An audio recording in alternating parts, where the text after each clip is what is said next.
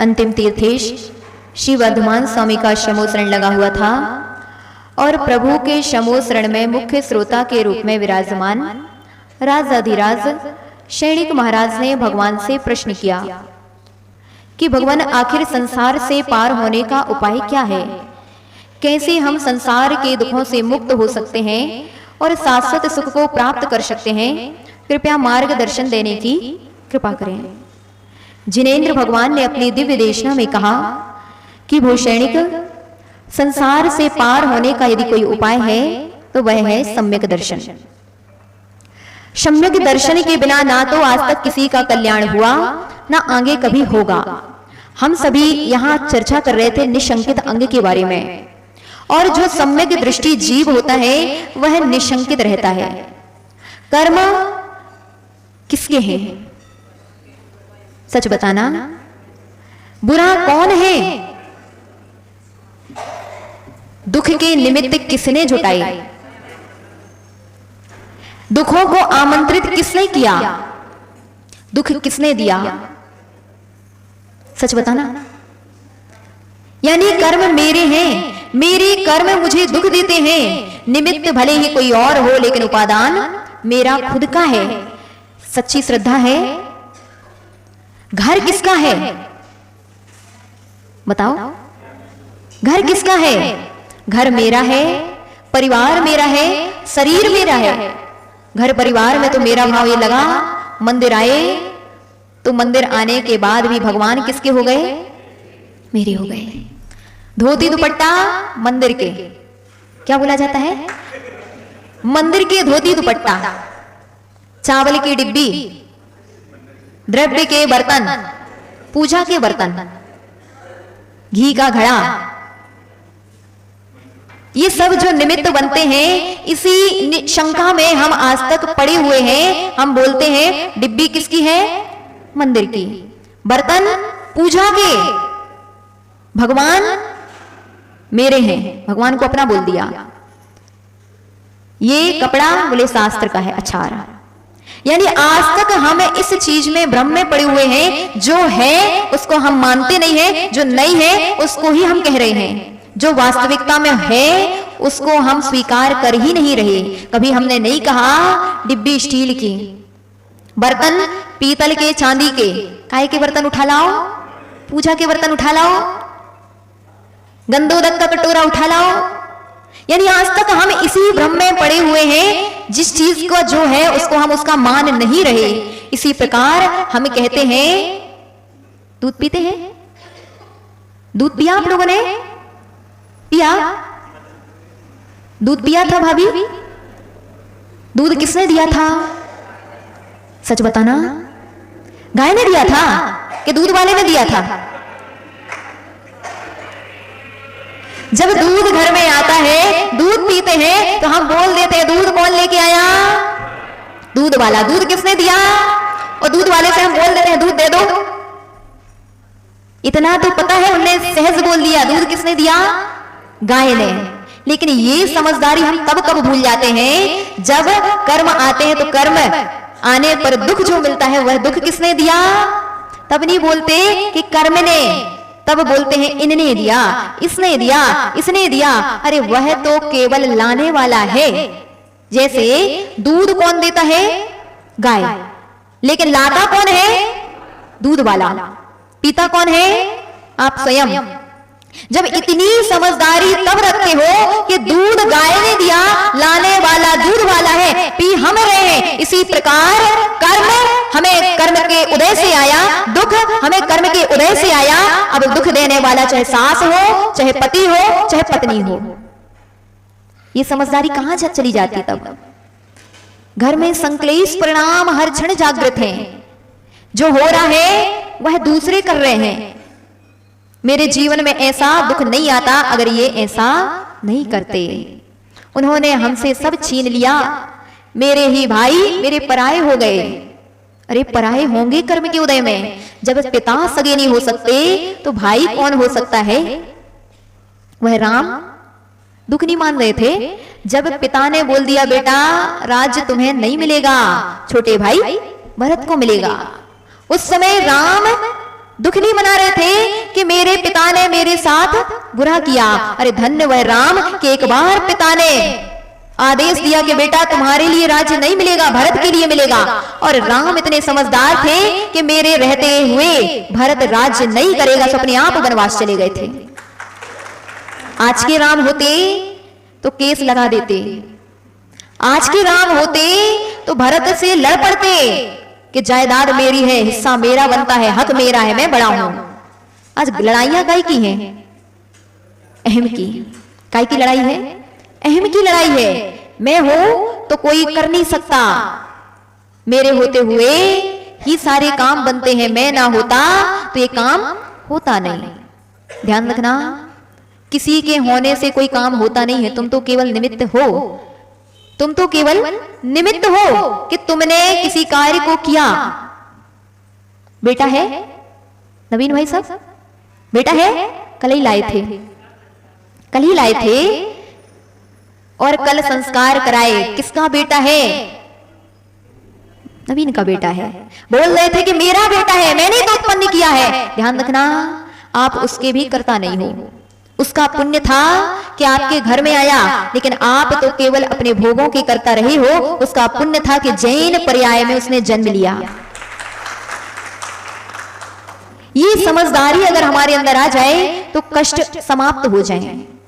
ध्यान रखना, जो होता है वह हमारे कर्म का उदय ही है। घर में जब अपने ही पराये बनते हैं तो वह भी कौन प्रेरित करता है? कर्म। कहां वह सीता, कहां वह अंजना राजकुमारियां थी, और उस राज्य अवस्था में जिन्होंने अपने पिता के घर में बहुत सुख देखे, बहुत सुख भोगे, लेकिन उनके लिए भी दुख आए। लेकिन दुख आए तो, लेकिन दुख दे नहीं सके। सम्यक दृष्टि के लक्षण कुछ और होते हैं। सम्यक दृष्टि, सम्यक दृष्टि, सम्यक दृष्टि। हर व्यक्ति बोलता हम सम्यक दृष्टि, हर व्यक्ति मुंह से बोल देता कि मैं ही सम्यक दृष्टि हूं, मैं रोज भक्ति करता हूँ, रोज पूजा करता हूँ, रोज स्वाध्याय सुनता हूँ, रोज प्रवचन सुनता हूँ, आहार दान भी मैं देता हूँ, मैं सम्यक दृष्टि हूं। नहीं, सम्यक दर्शन दो प्रकार का है। एक ओथला सम्यक दर्शन, एक गहन सम्यक दर्शन। देव शास्त्र गुरु की भक्ति करता हुआ श्रावक जो है वो अपने आप को सम्यक दृष्टि मान रहा है। हो सकता है सम्यक दृष्टि हो, क्योंकि भगवान के प्रति श्रद्धा है, गुरु के प्रति श्रद्धा है। लेकिन गहन सम्यक दर्शन कब प्राप्त होगा? जब यह भी श्रद्धा होगी कि मेरे कर्म ही मेरे लिए दुख देते हैं, मेरे कर्म ही मेरे लिए सुख देते हैं। दुनिया निमित्त बनती है, लेकिन मेरा ही उपादान जब जागृत होता है तो लोगों के मुख से बुरे शब्द निकलते हैं। इसलिए जब जब शब्द बुरे सुनना तो आप सोचना कि मेरे कर्म की निर्जरा हो रही है। आज मेरा पुण्य का उदय आया कि मेरे लिए कर्ज चुकाने का अवसर प्राप्त हो गया। आचार्य कुंद कुंद देव कहते हैं, ऋण ऋण मोहिणम रमणई जो उगशगम परिशहम तब्बम पाव फलम में एदम जम वी मय संचयम पुव्वम। जब जब कष्ट आते हैं तो सम्यक दृष्टि विचार करता है कि यह तो मैं कर्ज चुका रहा हूं जो मैंने पूर्व भाव में संचित किया था, अथवा इस भाव में मैंने ऐसा कार्य किया था। एक महिला हम लोगों के पास आई, बहुत दुखी हो रही थी, भैया व्रती करती जा रही थी और कथा उसकी चलती जा रही थी। माता जी बहू आ गई, एक नहीं दो दो बहुएं आ गई, लेकिन एक बहू हमारे लिए मुंह नहीं देखती, एक बहू मेरा ख्याल नहीं रखती। एक बहू तो अलग ही हो गई, और जो साथ रह रही है वह भी दो रोटी को अच्छे से नहीं पूछती, खुद ही खाना बनाते हैं, खुद ही सारा काम करते हैं, ऊपर से बहू दुत्कारती है सो अलग। सुना रही थी अपने जीवन का कष्ट कि मेरी बहू ऐसी है और लड़का सो लड़का, बहू जैसा बोलती है वैसा लड़का करता है। करती रही भैया व्रती, हम सुनते रहे, हम ज्यादा गौर नहीं करते। हमने कहा सुना लो, कम से कम तुम्हारा मन हल्का हो जाए। थोड़ी समय के बाद वो खुद ही बोल पड़ी, बोले कि माता जी उनकी गलती नहीं है, हम ही के कर्म को ऐसे उदय है। क्या कर्म का उदय है? तो बोली जब हमारे बच्चे छोटे थे,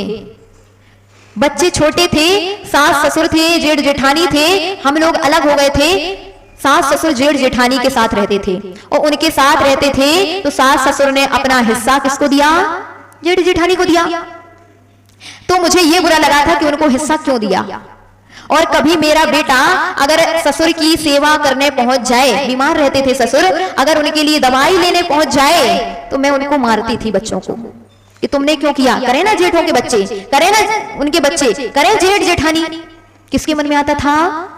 उसके मन में आता था कि हिस्सा उनको दिया है तो वही करेंगे, तुम नहीं करोगे। बोले एक बार 2 रुपए की दवाई लेकर के उनको दे आया था। बोले हमने ऐसा मारा था अपने बच्चे को कि सूज गए थे गाल। बोले वही कर्म का आज उदय आया कि हमने उस समय अपने सास ससुर की सेवा नहीं करी तो आज हमारे लिए भी वही दिन देखने पड़ रहे हैं। कर्ता या कर्मणाम भोक्ता तत्फलानाम सैवतु। जो कर्ज लिया है उस समय तो कर्ज ले लिया था कर्म का, आज चुकाना पड़ रहा है। जब हंसते हंसते कर्ज लिया था तो चुकाने में रोना क्यों? जैसा कर्म किया है इसलिए कहेंगे भैया सास ससुर की जितनी हो सके सेवा कर लेना। आज बीज बोगे तो कल फल पाओगे। आज सास ससुर की सेवा करोगे तो कल आपके यहां भी ऐसी बहू आएगी कि आपके पैर दबाएगी। वरना तुमने अगर जैसे परिणाम रखे वह कहां जाएंगे? कहा जाता है क्षण क्षण के परिणाम कर्म के आश्रम में निमित्त है। एक क्षण बुरा हो गया परिणामों में, मंदिर में बैठे बैठे भी मन में आ गया माता जी ने ऐसी कही, समझ लेना आगम के अनुसार कहने वाले के लिए आपने क्या कर दिया? आपने उसकी निंदा कर दी, उसके प्रति ईर्ष्या के परिणाम जागृत कर लिए। एक क्षण में कर्म का आश्रय हो गया और वही क्षण का कर्म जब उदय में आएगा तब तुम कहोगे कि इनने कही तो कही गाई, इनने ऐसी बोली क्यों? अरे भैया तुमने बोली थी कबहू से तुम्हें सुनने मिल रही है। उसमें किसका दोष है?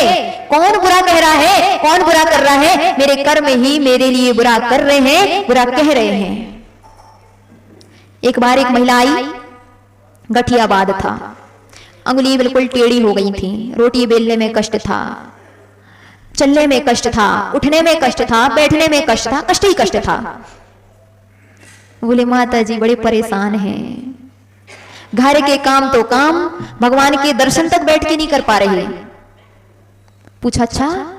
बोले क्या करें, जब बैठने के दिन थे तब बैठ के दर्शन किए नहीं, जब बैठ के दर्शन करने की शरीर मिला था उस समय बैठ नहीं पाए, उस समय अभिमान में तने रह गए और आज ऐसा दिन आया कि बैठ नहीं पा रहे। उसने बतलाया अपनी घटना को। बोले माता जी आज नहीं बैठ पा रहे, आज शरीर जो अकड़ गया है, बीमार हो गया है शरीर, इसमें दोष मेरा ही है। खुद इसी भाव का बता रही वो, इसी भाव का। बोली जब मेरे बच्चे छोटे छोटे थे मेरी सास धार्मिक थी और मंदिर जाती थी, 1 घंटे 1.5 घंटे 2 घंटे 2.5 घंटे भी मंदिर में बिताती थी, तो हम घर में जब भी वह आती तो हम लड़ाई करते थे, जाओ दई उधर ही मिलेगा खाना, हम नहीं बना रहे खाना। कौन बोलती थी? बहू बोलती थी। बेचारी धर्म करके घर पहुंची, यहाँ भक्ति करके पहुंची और उधर पे भक्ति का फल क्या मिल रहा है? बातें मिल रही हैं। बोले बहुत बातें सुनाते थे, बहुत लड़ते थे, बहुत झगड़ते थे, बहुत गुस्सा करते थे। उसी कर्म का फल आज है कि उनकी भक्ति में अंतराय डाला था। तो आज हमारे लिए ऐसे अंतराय कर्म का बंद हुआ। हम चाहते तो हैं भगवान के दर्शन बैठ करके करें, लेकिन बैठ नहीं पाते। चाहते तो हैं अच्छा अच्छा खाना, उस समय हमने कहा था नहीं बना रहे खाना तुम्हारे लिए, तो आज खा नहीं पा रहे। चाहते तो हैं ठंडा खाना, ठंडी चीज खा ले, लेकिन वो गठियाबाद वालों को तो नसीब ही नहीं है। कहाँ उनके लिए नसीब है नींबू पानी, कहाँ उनके लिए नसीब है ठंडी चीजें। आप लोग फल खा लोगे लेकिन बेचारे मुंह देखेंगे जिनके लिए नुकसान करता है। कहां से आया ये कर्म? तुमने अंतराय डाला था सो तुम्हारे लिए ऐसा कर्म मिल रहा है। एक जीव वह श्रेणिक था, वह श्रेणिक ने एक ही बार तो पूछो एक बार उससे तुमने क्या किया ऐसा? क्या किया था? यशोधर के गले में सांप डाला था। कुछ नहीं किया था, इतना सा ही तो कर्म किया था, छोटा सा कर्म किया था। मरा सांप पड़ा हुआ था और गले में उठा कर डाल दिया। कौन से बड़े आश्चर्य की बात है। लेकिन तत्क्षण क्षण भर में सोचो, अपन को लगता है थोड़ी में क्या हो रहा है, कौन देख रहा है, किसने देखा? अरे भैया किसी ने नहीं देखा, लेकिन कर्मों ने जरूर देख लिया। विश्रोपचय में वे कर्म खड़े हुए हैं। तुम तो परिणाम बुरे करो, मैं तुरंत ही तुमसे चिपक जाऊंगा। जैसे गुड़ के सीरे में मूंगफली चिपक जाती, चिपकती कि नहीं चिपकती? गुड़ के सीरे में मूंगफली चिपक जाती, राजगिर चिपक जाते, ड्राई फ्रूट चिपक जाते। ऐसे ही जब तुम्हारे परिणाम चिपचिपे होते हैं, कैसे? राग द्वेष आर्त रौद्र क्रोध कषाय, इनसे चिपचिपे होते हैं तो कर्म अपने आप आकर के चिपक जाते हैं। एक बार तो बोला था हमने भी ऐसे हैं, कौन सी बड़ी बात बोली थी? नहीं भैया, अपने जीवन में ज्यादा धर्म कर पाओ या ना कर पाओ, लेकिन एक नियम जरूर ले लेना, अपने जीवन में इस जिह्वा से कभी भी रत्नत्रयधारी की निंदा नहीं करेंगे, कभी उनके ऊपर उपसर्ग नहीं करेंगे, कभी उनके लिए बुरा नहीं बोलेंगे, कभी उनकी गलतियां निहारने नहीं पहुंचेंगे। अरे भैया, वह रत्नत्रयधारी है जिनकी तुम गलतियां निहार रहे हो, वो 3 टाइम प्रतिक्रमण, 4 टाइम स्वाध्याय सब करते हैं, वो 3 टाइम की सामायिक करते हैं। वो तो क्षण क्षण अपनी निंदा ग्रह करके पापों का प्रक्षालन कर लेंगे, लेकिन तुम क्या करोगे? तुम कहां जाओगे अपने कर्मों को धोने? वो श्रेणिक ने एक बार गले में सर्प डाला था, 7वें नरक की आयु का बंद कर लिया, केवल एक इतना सा कर्म करने में। क्षण भर कितने समय लगा होगा बताओ सांप डालने में? 2 मिनट, 2 ही मिनट लगे ना। थोड़ी मुंह चलाया होगा, उसके बाद उसने सांप उठा करके गले में डाल दिया होगा। इमेजिन करें तो इतना ही तो किया, लेकिन 2 मिनट के कर्मों ने 7वें नरक की आयु का, 33 सागर की आयु का बंद करा दिया। वहीं 3 दिन बाद जब चेलना ने उपदेश दिया कि वो स्वामी तुमने गलत किया, तुमने ठीक नहीं किया, तुमने एक रत्नत्रयधारी के ऊपर उपसर्ग किया है, तुम्हारे लिए तीव्र कर्म भोगना पड़ेगा। क्या करो? चलो जल्दी उपसर्ग को दूर करो। महाराज बैठे हुए थे, यहाँ 3 दिन पहले उपसर्ग करके गया था, यहाँ क्षण भर में उसने अपने परिणामों को संभाल लिया, निंदा ग्रह कर ली। कहा मैंने एक साधु के लिए ऐसा उपसर्ग कर दिया, ये रत्नत्रयधारी साधु जिनने मेरे लिए एक शब्द भी बुरा नहीं कहा। तुरंत ही सांप निकाला, महाराज का उपसर्ग जैसे ही दूर हुआ, उन्होंने दोनों को ही आशीर्वाद दिया। साधु ने अपनी साधुता नहीं छोड़ी। साधु का कर्तव्य ही यही है कि साधु अपनी साधुता में रहे, लेकिन श्रावक का भी कर्तव्य है। आप लोग श्रावक हैं, कौन है? आप लोग श्रावक हैं, तो श्रावक का भी कर्तव्य है कि साधु के ऊपर उपसर्ग ना करे। श्रावक का कर्तव्य है साधु की सेवा में तत्पर रहे। क्षण क्षण जितना आप कर रहे हो, अभी देखो तिलकगंज वाले एक एक क्षण भी अगर सेवा का भाव रख रहे हैं, कुछ नहीं किया आपने, यहां आकर के आपने पूछ लिया माता जी स्वास्थ्य ठीक है, कोई आवश्यकता तो नहीं, हमारे योग्य कोई सेवा हो तो जरूर बताना। हमें भाभी लोग पूछ लेती हैं, रजनी भाभी लोग, और भी बहुत सारी महिलाएं आती हैं। सुनीता कहाँ गई? विरजपुरा, बहुत सारे लोग ऐसे हैं जो पूछते हैं माता जी कछु आवश्यकता वो है, डाली भाभी, बहुत सारी महिलाएं ऐसी जो आकर के पूछती माता जी कुछ जरूरत तो नहीं है, हमारे योग्य कोई सेवा हो तो जरूर बताना। हमने सेवा बताई, बताओ। हमने कही कि हमारी रात में भैया वृत्ति करने आया करो, हमने बोला आप आहार देने आया करो, कि हमारे लिए सामान लेकर के आओ, हमने नहीं बोला, लेकिन आपने ये शब्द बोलने मात्र से न जाने कितना पुण्य का संचय कर लिया। तो हम कहेंगे भैया अगर साधु आपके नगर में विराजमान रहे, आपका कर्तव्य बनता है। हमारे कटरा वाले भी दौड़ दौड़ के चले आते हैं कि हमें सेवा का अवसर बताओ। नरेंद्र चाचा बोल देते हैं माता जी से पूछे आना, बोलते कि नहीं बोलते हैं? खुद नहीं आते पूछने, पूछने भले नहीं आते, लेकिन कौन करता है? यही लोग तो करते हैं। कोई पूछता है, कोई करता है ना। तो ये छोटे छोटे परिणाम भी आपके लिए पुण्य का संचय करा रहे। जब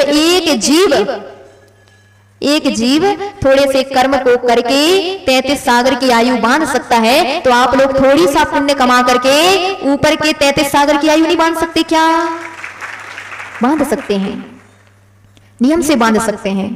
इसलिए क्षण क्षण विचार किया करो, हम कैसे अपने परिणाम निर्मल कर लें, कैसे अपने भावों को निर्मल कर लें। जहां श्रेणिक ने कुछ क्षण के लिए अपनी निंदा ग्रह की, कुछ क्षण अपने निंदा ग्रह की आलोचना की कि भगवान मुझसे बहुत बुरा कार्य हो गया, मैंने बहुत बुरा किया, तुरंत तलवार अपने हाथ में निकाल ली कि मेरे आत्मघात के अलावा कोई दूसरा प्रायश्चित नहीं हो सकता। ये जो उसने निंदा ग्रह की, ग्लानि की, कहां उसका प्रमोशन हो गया? क्या हो गया? क्या हो गया? प्रमोशन हो गया। कहा 33 सागर की आयु का बंद किया था 7वें नरक का। कहा पहले नरक में केवल 84,000 वर्ष रहा। केवल किसका खेल है? परिणामों का खेल है। आराधना कथा कोश में कहा वह क्षणिक जिसने 7वें नरक की आयु का बंद किया था, उसने अपने भक्ति के प्रभाव से बोले तीनों टाइम जिन सहस्त्र नाम का पाठ करता था और सहस्त्र नाम के द्वारा भगवान की स्तुति करने के प्रभाव से उसने 33 सागर की आयु को घटा करके 84,000 वर्ष की आयु में सीमित कर लिया। ये भगवान की भक्ति का फल है। अगर आपके जीवन में भी कष्ट आ रहे हो, परेशानियां आ रही हो, अंतराय कर्म का उदय चल रहा हो, कार्य नहीं बन रहे हो, रोग लगे हुए हो, भगवान की भक्ति करना, जिन सहस्त्र नाम का पाठ करना। क्या करना? जिन सहस्त्र नाम का पाठ अवश्य करना। भगवान के 1000 नाम से जो जीव स्तुति करता है उसके 8 कर्मों का क्षयोपशम होता है। आचार्य महाराज ने जिनसेन स्वामी ने लिखा कि सहस्त्रम पाप शांते, हजारों पाप शांत हो जाते हैं केवल भगवान का नाम लेने मात्र से। शिव पुराण में उल्लेख आया आदिनाथ के बारे में कि आदिनाथ का केवल एक बार स्मरण करने मात्र से 68 तीर्थों की वंदना का पुण्य मिल जाता है। फिर जब हम आदिनाथ की स्तुति 1008 नामों से करेंगे तो बताओ लाखों कर्मों की निर्जरा नहीं होगी क्या? इसलिए जीवन में अगर कष्ट बने हुए हैं, परेशानी आ रही है, तो प्रतिदिन प्रातः काल उठ करके ब्रह्म मुहूर्त में जिन सहस्त्र नाम का पाठ करना। बोले हमसे बनता नहीं है पढ़ते, क्या करें? सुनना। क्या करना? सुनना।